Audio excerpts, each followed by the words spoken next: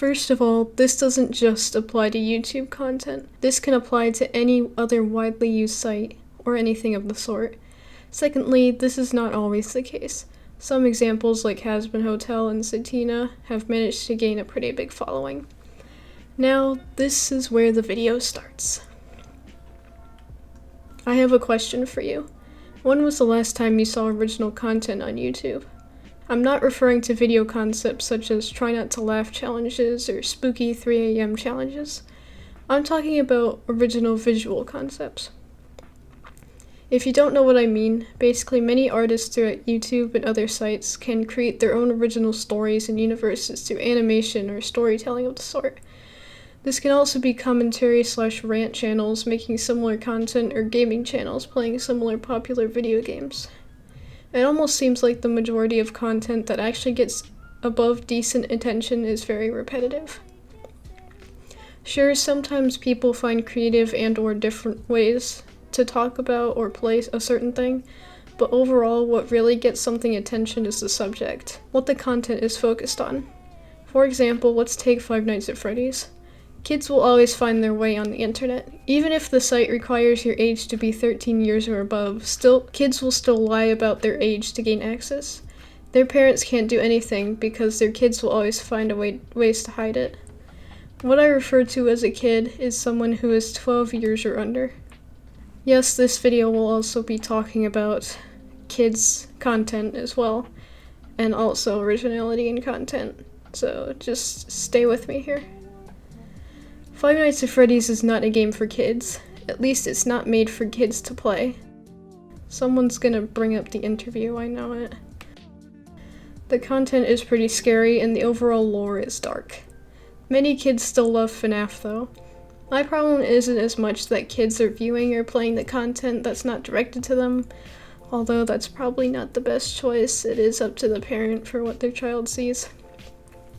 It's more about the content that directs non-kid warranted content to kids, and kids who consume that kind of content. Now yes, not all kids view that kind of content. I will get to that later. For now, I will talk about the issue of people making this kind of content. For a disclaimer, I'm not talking about animations, skits, or other art forms that can attract a kid's attention. I'm talking about content basically being rebranded to suit a kid audience. Later in the video, I will talk about my own personal example. First, let's talk about the content that is redirecting non-kid-oriented topics towards children. This can include channels like Futuristic Hub, which is the most prominent example. What these channels do is take properties such as Undertale, Baldi's Basics, FNAF, SpongeBob, Granny, Mario, Sonic, and Minecraft, and create kid-oriented content with them. I'm going to break these down one by one and explain why this isn't such a good idea to direct these certain things towards kids, since I feel like some people may not know. Now I know Futuristic Hub says they're meant for everyone, but let's be honest, does anyone but kids watch their channel? FNAF, Baldi's Basics, and Granny are all horror games. Both FNAF and Granny contain some kind of dark lore, and Baldi's Basics is just kind of bizarre in nature, and it's really loud. Horror games are never really directed towards kids, since kids may get really scared for them or could even get traumatized if the game is scary enough. Of course, these kids' channels will try to make their horror games more kid-friendly, which of course is not the point of the original property. Undertale is more of the over 13 kind of game, at least based on my sources. Personally, that's what I would consider it, because of the darker themes and the genocide ending and the absolute spook that is Omega Flowey in the normal ending, as well as most of the humor being targeted to older audiences. Again, these kids' channels will make it more kid-oriented, though it doesn't seem to be as bad as some other properties. Lastly, SpongeBob, Mario, and Sonic. These properties are for everyone rated, meaning that it's not targeted to a specific demographic and that anyone at any age can watch it. Of course, that also means it's not directly oriented to a kid audience. Most of the content will be dumbed down to exclusively a kid level by these channels. Now, what's the issue with all of this? Well, the main problem is that it can majorly stunt a kid's development. When these parodies or animations have no distinct plot or really teach anything to kids, then it's basically empty air. Stuff that is directed for an E for everyone rating tends to be a lot more educational for children, and usually has some kind of firm plot to the content. An example could be a character saying a word that a kid might not understand, so they'll ask their parents what it means, and then they've learned a new word. Kids' parody channels usually stick to very basic vocabulary that kids can understand, and I mean every single word, if there are even words. Basically, what these channels do is destroy the original content by giving the people the overall idea of the content is what the channels make it out to be. What I mean is that when content is originally very inspiring and educational for kids, or not even oriented to kids, then a parody channel turns it into something more kid-friendly. It basically makes the entire audience think that's what the content is. This isn't always the case, but it can be a deal sometimes. Now I'm gonna get to the main point of the video, which is the original content. Like I said, I would touch on the kids who view on this content that's not oriented towards them, being thanks to the parody channels for the most part. Kids who view this kind of content don't usually have the common sense to understand that there are real human beings who create this content, and that they aren't people with a magic wand that can make it appear. Sure, this, again, isn't always the case. Some kids who have been educated by actual content may know this isn't the case, and to that I say, thank goodness gracious. For most kids, even if they have been educated by that content, they aren't aware that is the case, unfortunately. Basically, what happens, in summary, is that someone may make a parody or animation based off a certain franchise without a kid-oriented intent, such as FNAF or Baldi's Basics, and then post it specifically to YouTube. What happens is that those sneaky kids who got accounts on YouTube and who aren't watching their oriented content will go watch the parody or animation. Now the thing with kids here, and I'm going to be biased here, they are ravenous. If someone posts content based on, say, FNAF that is not directed to kids, the kids who happen upon it will want more, and more, and more. They will constantly comment about it, even on unrelated videos. Make more FNAF animations. When are you making another FNAF animation? FNAF animations. Please make more FNAF animations. I liked your FNAF animation. FNAF animations, please. The list goes on. Of course, there are some other instances I could list. Kids desperately trying to get the content creator's attention, such as making fan work, which isn't harmful if it has no malicious intent. What I'm referring to is when people make fanfics with their original worlds and characters and, it's not safe for work. And when they're trying to talk to the creator, which again, at surface level, is pretty innocent. When kids try to talk to a creator that they are obsessed with, they will usually expect an answer back. If they don't get that answer back, they will be really upset about it. Kids can even reply back guilt-tripping the content creator, saying that they made them depressed for not responding. Again, this isn't the case for all children on the internet, it's just acknowledging the pretty prominent group who do this. I'm gonna go on a little rant here, mostly about when children say they become depressed when their favorite content creator doesn't respond to them. Most popular content creators out there have a big following. Doesn't matter what content they make, there will always be kids following it. Always. Content creators may not have the time or know how to respond to your messages. If you're obsessed to the point of depression when a content creator doesn't respond to you, that is extremely dangerous. People need to realize that doing all these things for a content creator doesn't do much for you. If you become friends, then that's great. But constantly trying to get their attention when the creator indirectly, which maybe kids wouldn't pick up, says that they don't want to be friends with you is dangerous. Focus on yourself first. Do stuff for your own personal benefit. Support creators you like, but don't obsess over them. Content creators are people. They are people with thoughts, feelings, and lives, just like you. You need to realize that they don't want to do what you kids want. They want to do what they want, what makes them happy. They're focusing on themselves, just like you should be doing.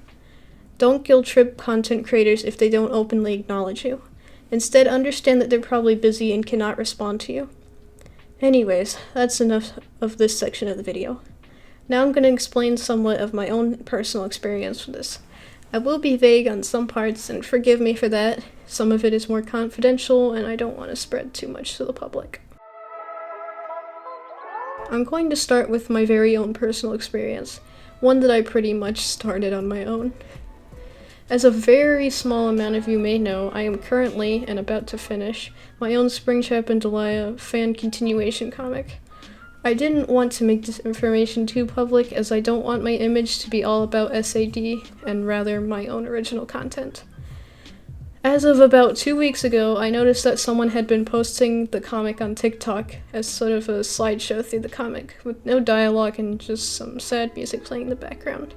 I mean, hey, no judge, no judge. I was pretty alright with this, as it was some publicity for what I had made, but then I realized the person had not been crediting me for the comic. I decided to revive my year-old TikTok account and try to tell this person that they should probably credit me for the original artwork shown. The person just kind of followed me. I have yet to see if they're leaving credit now. Anyways, someone else who had followed me after that, and had also responded to my comment, asking for credit, like saying, "Did you create the comic?" And obviously I responded saying yes. I will not reveal their username, by the way. Unfortunately, I can't show a screenshot, as the person has disabled comments on their older TikToks now on the comic. On the day that I had brought back my TikTok account, I linked my YouTube on my TikTok page and just kind of left it at that. Maybe 1 or 2 days later, I noticed on my Deviant Cringe video, my YouTube video, that I had been getting a bunch of spam comments from 3 different accounts. This all happened in the span of about 2 weeks. I have deleted all the spam comments so far. I also blocked the keywords comics and Delilah, as it seems the channels don't know how to spell Delia. I will feature some screenshots on screen. It started to calm down as of now. I also unlinked my YouTube from my TikTok almost as soon as I started getting the spam comments. I knew it was from my TikTok, since my 2 hints had been, the second I linked my YouTube to my TikTok, the comments started coming in. Not before that, only then. One of the comments said, "You have DeviantArt, YouTube, and TikTok." I never linked my TikTok in any of my other accounts, so I assume that's how they knew I had a TikTok account. I have hidden 2 of the 3 spam accounts from my channel. Then I believe the day before yesterday, another channel with the same name as the TikToker who had responded to me about the credit, aka the person who I said I wouldn't name. Then I realized that all of 4 accounts were being used by the same person. This person had made some TikToks based on my comment, though they have mentioned me as credit, and most of their TikToks seem to be, take a guess, it's gacha oriented. We all know that most gacha content creators are kids. I assume this person is a kid as well. The oddest thing about this is that the Deviant Cringe video is completely unrelated in subject to SAD. It's only the speed draw and the mention in the description of both it and Gra Wolfquin that it's remotely related. I just find it very strange how this person had to have watched my videos, looked for the one related to SAD to spam comment me. The thing is that some of the comments mention Erdenoia too. As I explained in my Lauren video, is the creator of Ambiance? I'm sorry, I don't know how to say it. The unofficial SAD sequel. As I bring that up, the Lauren video was my most recent video at the time, mentioning Erdenoia, Gra Wolfquin, SAD, and Ambiance, however you say it, several times. Just not in the description. It's just very odd to me. I will also be mentioning Springtrap and Delia in this video's description to see if it has any effects on the comments I get here. And obviously, since the keywords are blocked, you won't see them, but I'll let you know if there's anything. The next example, again speaking of, is about Erdenoia and Gra Wolfquin. Both are creators of a comic series relating to the non-canon universe of FNAF, known as Springtrap and Delia. I've gotten the most prominent instances of spam comments from Erdenoia and stuff like that. I've mentioned before that some kids will try to contact the content creator trying to speak to them, only for them to not get a response and guilt trip the content creator. I will not be talking about this here, as the situation is still pretty soft. I will leave a link in the description to a journal where Erdenoia talks about some of this stuff in detail. The very last part of this video is actually regarding original content. As I first said in the video, when was the last time you saw original content on YouTube? What I meant here was, when has it popped up in your recommended or your suggested videos or anything like that? I'm talking about original stories or concepts, animations or stories, as I've listed earlier, like Hazbin Hotel and Satina, are original stories. They are not based on a previously made story or universe. They are completely original concepts and stories, funnily enough, both based on the concepts of the underworld, or HE double hockey sticks. These are both two prominent examples, and they are relatively recent. Now, most of the overall content you see on YouTube now may have had an original concept, but it's pretty much the same content. Minecraft videos, other game Let's Plays, reactions to animation channels, meme compilations, Reddit videos, etc. Maybe you might even see the occasional Undertale or FNAF animation or life hack video. All I have just listed are not completely original. Now yes, I don't have an inherent problem with repetitive content. I just believe that the content that is fully original, such as channel developing a game, making podcasts, playing very unpopular games, talking about new subjects that were never brought up, stuff like that, should not be left in the dust. Not all of it is, but a huge majority of original stuff is left with very minimal attention.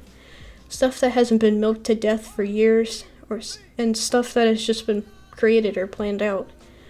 It honestly makes me upset that the only and really best way to get attention on the internet nowadays is to do the same thing that everyone else is doing. Make animations on popular franchises such as FNAF or Undertale, make videos on popular video games, make rants about subjects that many people have already talked about. Is this really the only way a new content creator can build up a following? My gotcha video pales in comparison to the rest of my videos. I don't have a problem with this, not at all. It just bothers me that this is the video that I never wanted my content to be about. I've gained over 100 subscribers from it. I'm sure not many will stay to see my future content. I appreciate the subscribers, but I just wish that my usual content would get recommended to people instead, to see the kind of content I may want to make on this platform. Alright, I just want to mention that this video was inspired by Just Jorgen's video, How YouTube Drove an Animator Insane.